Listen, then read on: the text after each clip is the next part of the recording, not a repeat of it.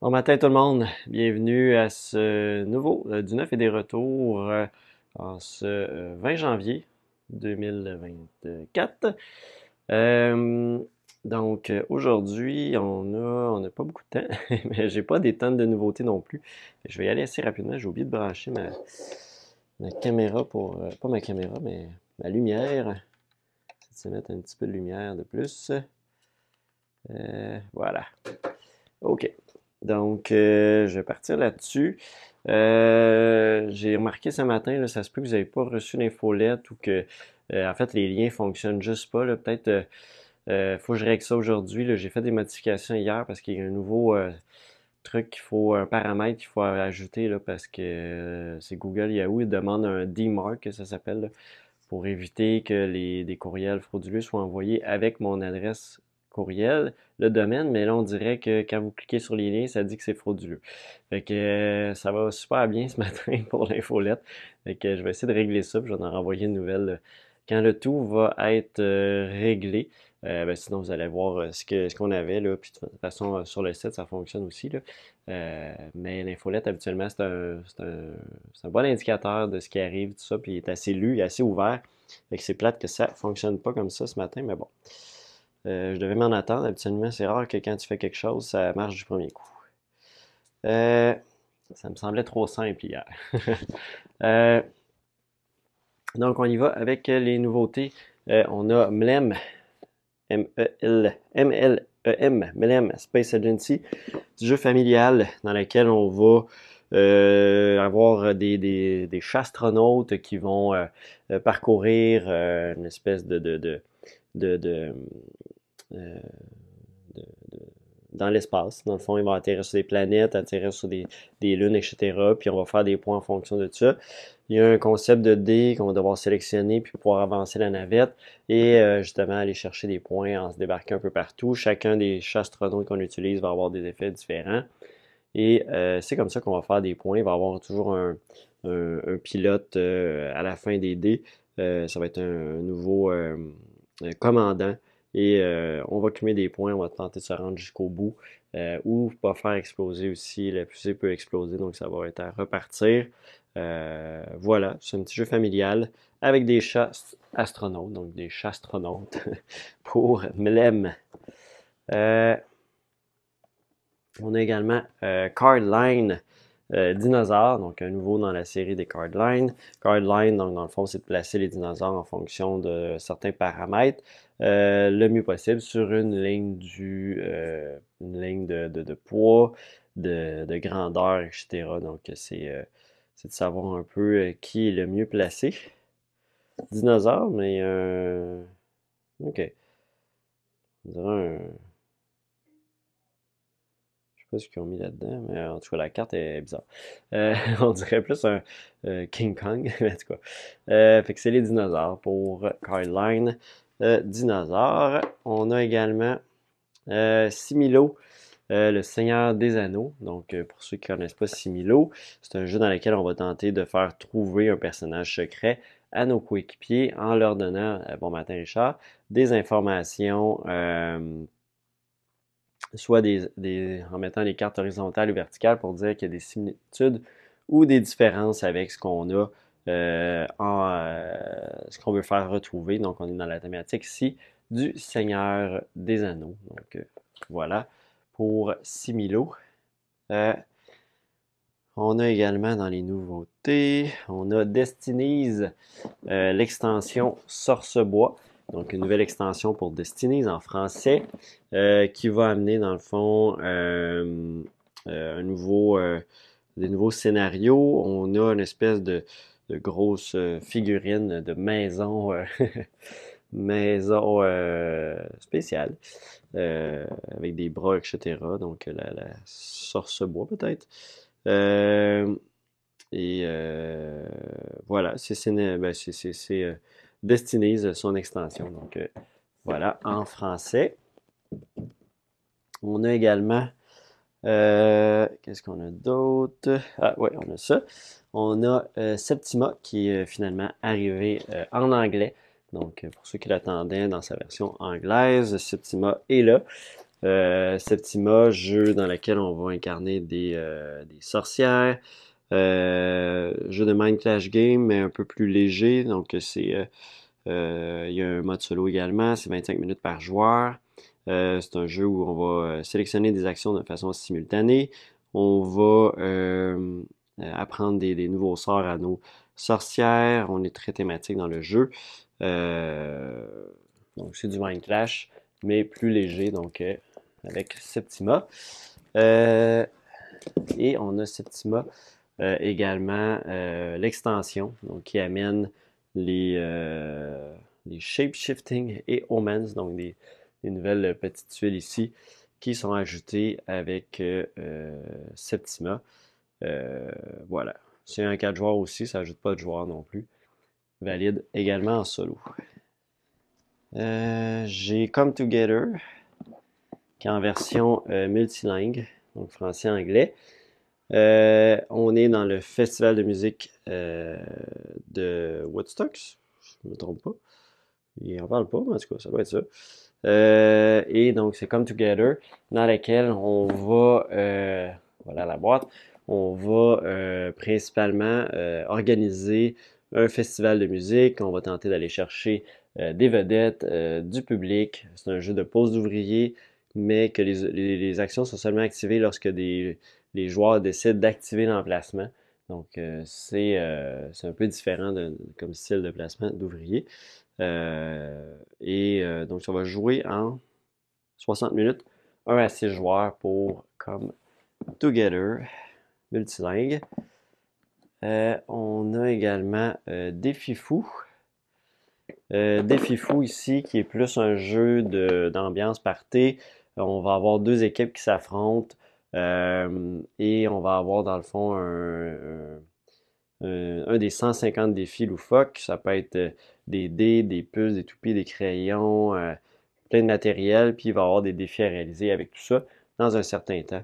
Et on doit réussir 7 défis pour réussir à gagner. Donc, c'est un petit jeu avec toutes sortes de défis qui jouent en 20 minutes à peu près.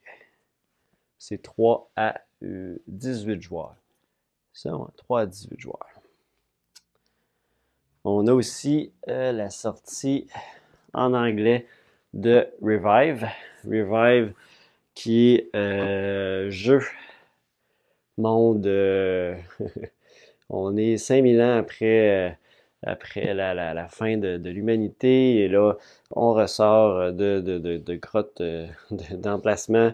Euh, euh, ben, c'est ça, sous terre.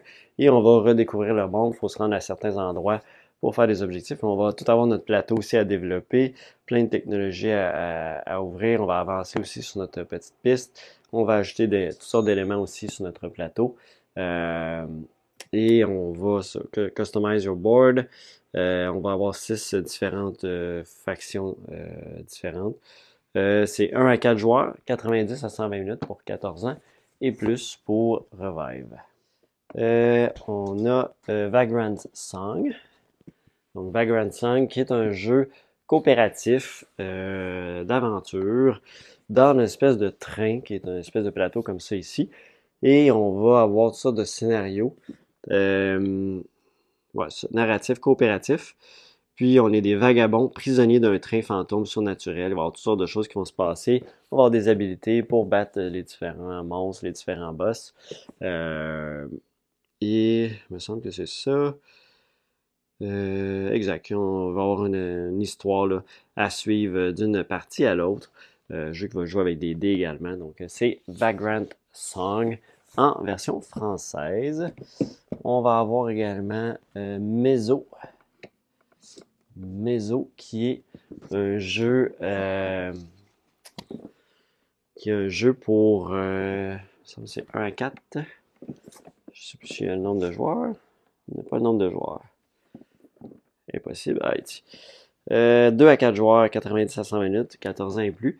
C'est un jeu dans un monde de la mythologie maya où il y a 4 joueurs qui vont s'affronter. C'est un jeu très asymétrique de contrôle de territoire avec des grosses figurines, comme vous pouvez voir, avec différents pouvoirs, principalement, comme je disais, du contrôle de territoire. dans cet univers-là avec des factions asymétriques. Et finalement, on a reçu Bonsaï en français. Donc Bonsaï, c'est un jeu dans lequel on va construire notre bonsaï. On a assez simple, on va aller chercher des tuiles, on va placer nos tuiles pour faire pousser au mieux possible notre bonsaï et répondre à des objectifs. Et on va des objectifs de style qu'on va aller chercher pour faire plus de points également. Puis il y a des cartes aussi qui vont nous aider à être plus zen et mieux réaliser qu'est-ce qu'on veut faire dans notre bonsaï. Fait que c'est un petit jeu zen de bonsaï. On a, ça ressemble à ça dans les nouveautés. J'essaie de voir, je pense que c'est pas mal ça. Je pense pas que j'ai rien oublié. Ah, je pense que je l'ai pas avec moi. J'ai César aussi, mais il me reste juste une boîte endommagée. César de Paolo Mori, qui est un peu la suite de Blitzkrieg. Fait que César, c'est la guerre romaine, la chute de l'Empire romain en 20 minutes, sous les mêmes mécaniques un peu de jeu. Fait que ça, c'est César, faut prendre les contrôles de Rome. C'est 1 à 2 joueurs. Et qu'est-ce que j'ai d'autre? Ça ressemble à ça. Et sinon, dans mes retours en stock, je vais rapidement. J'ai le retour, c'est vrai, de Clank Catacomb. Donc, Clank Catacomb qui est de retour en stock. C'est un petit bout qui n'était pas là en anglais, toujours. Amalfi aussi, qu'on a de nouvelles boîtes en anglais. J'ai aussi le retour là, de les sleeves Gamegenic, les paquets de 200, autant Ma que Claire. Ça, on a ça. Et ça ressemble à ça. J'ai une copie d'Ark Nova en anglais. Mais Ark Nova, on l'a toujours pas mal tout le temps. Clank en VF, autant Catacombe que les autres. J'ai pas bien d'informations à la date. C'est vraiment tout en rupture chez le fournisseur. Là. Pour ce qui est des Clank, ça. J'aurais pas plus. Je peux pas plus m'avancer sur quand un retour possible. J'ai pas de date. Il n'y a pas de date prévue. Puis pas de nouveaux que je vois arriver malheureusement pour l'instant. Fait que pour Clank, ça a l'air de ça. Fait que ça ressemble à ça pour aujourd'hui. Ça a été assez bref, mais on n'avait pas beaucoup de temps. Donc, je vous mentionne, si vous n'étiez pas là, j'ai des petits problèmes d'infolette ce matin. Je pense que si vous cliquez sur les liens, vous n'êtes pas capable de voir. Ça ne vous amène pas sur le site tout simplement. Là, ça vous dit que c'est bloqué. Faut que je règle ça. J'ai changé des paramètres là, dans mes envois de courriel pour répondre à des nouvelles exigences. Puis on dirait que ça a tout fait planter mes affaires. C'est un peu dommage. Fait que, ouais, c'est vraiment un peu dommage. Je sais pas, on dirait que peut-être que c'est le nouveau paramètre qui fait que ça chie toutes mes affaires. Ben, je sais que par le passé, je pense qu'il y a beaucoup de courriels de info boutique La Pioche qui arrivaient dans les pourriels. Puis je pense que là, avec ce nouveau paramètre-là, ça a l'air de lever des flags, mais c'est pas le cas. Fait que là, il faut que je règle ça. Essayer que ça passe bien puis que vous puissiez avoir les courriels, ben, les infolettes et aussi avoir que les liens fonctionnent comme avant. Fait que j'essaie de régler ça. Puis je vais sûrement, si vous l'avez même déjà reçu, je vais en renvoyer une autre, c'est certain. Euh, euh, il manque Sight, le réveil de Fenris, conquérant du lointain pour compter, vas-tu en avoir en stock?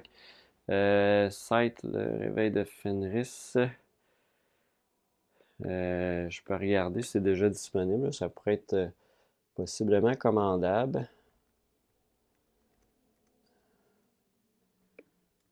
Sight, par curiosité. Ouais, c'est de quoi qui est disponible que je peux commander sans problème. Écris-moi un courriel, puis on peut regarder ça là, sans problème pour les deux là, sont disponibles, fait que c'est facilement commandable. Là. J'en tiens juste pas toujours en stock. Des fois, c'est juste une question de roulement d'inventaire, puis les extensions, c'est pas toujours de quoi que je tiens en stock quand ça part moins. Je vois aussi avec les demandes que je vois dans mes retours en stock, mais écris-moi un courriel, puis on va regarder ça. Merci beaucoup et on se revoit la semaine prochaine. La semaine prochaine, je devrais faire ça le vendredi parce que je serai pas là le samedi. Donc, on se voit la semaine prochaine. Bye bye.